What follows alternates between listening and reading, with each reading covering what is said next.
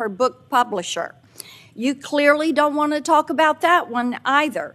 So I have filed an amendment issuing a subpoena to Justice Sotomayor's staff who helped to sell her books, as well as to her book publisher, so we can fully understand the backstory of these deals. And since we're in the business of issuing subpoenas now, here are a few more that I've filed.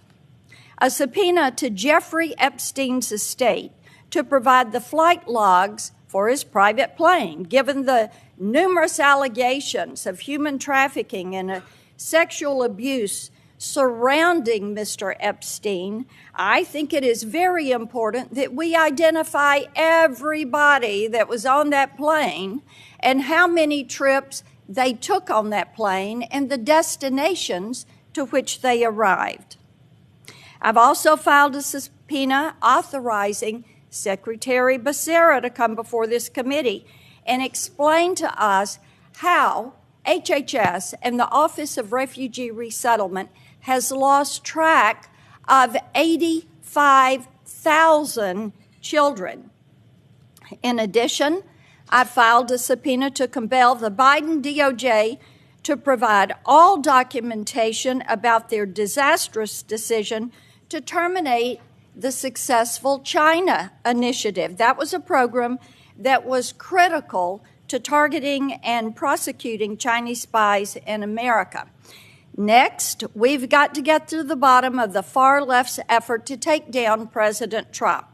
That's why I've filed a subpoena for all documents relating to any political donations and participation by Special Counsel Robert Mueller's staff. And let's talk about the two tiers of justice that we're all seeing in the Biden administration. This administration loves to talk about misinformation, but they clearly have the goal of censoring conservative speech online. In the latest example of this, DOJ, on behalf of the FTC, filed a privacy and securities practices suit against Twitter.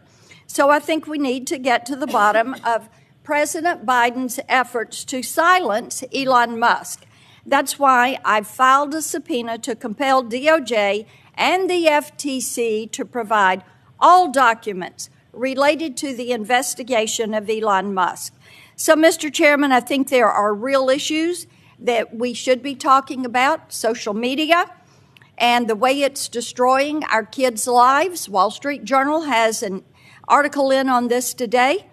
Our southern border is wide open. It is a vulnerability. The president's administration has lost track of 85,000 children. The world is on fire, but what you have chosen to do is to launch an assault on the legitimacy of the Supreme Court. If you want to take up our time and go there, Mr. Chairman, we can all go there. I think this is a sad day for this committee and for the confidence that the American people would like to have in our institution and in this prestigious committee. Thank you, Senator.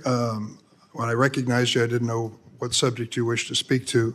As I announced at the beginning, the first thing we'll consider the two judicial nominations, then we will move to the subpoena, and I see people seeking further recognition on that issue. So after lengthy debate on these nominees at the last meeting, the question is... Mr. Chairman, I want to speak on the judges. Senator Cotton. No, you go ahead, Can you Tom. speak on the judges as well?